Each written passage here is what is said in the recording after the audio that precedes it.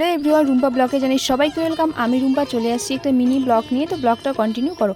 আজকে হচ্ছে শ্রাবণের শেষ সোমবার, আর আমি 4:30টার দিকে দরজা খুলেই দেখতেছি প্রচণ্ড পরিমাণে বৃষ্টি হচ্ছে। বৃষ্টি সারতেই চাচ্ছে না। আর আজকে শেষ সোমবার বলে আমি মন্দিরে গিয়ে পুজো করব।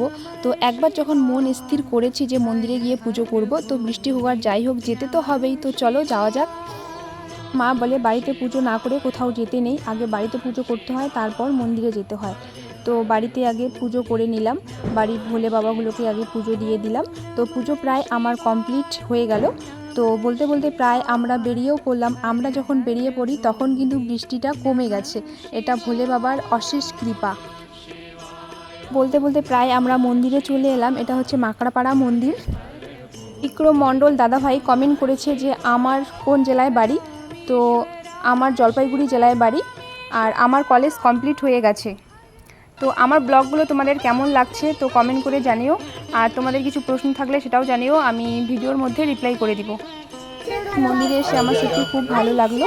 আর এখানেই তোমাদের টাটা বাই বাই করে দিচ্ছি। দেখা হচ্ছে নেক্সট ব্লগে খুব তাড়াতাড়ি। ততক্ষণে তোমরা ভালো থেকো, সুস্থ থেকো, আর আমার ইউটিউব চ্যানেলটাকে সাবস্ক্রাইব করে দিও। বাই।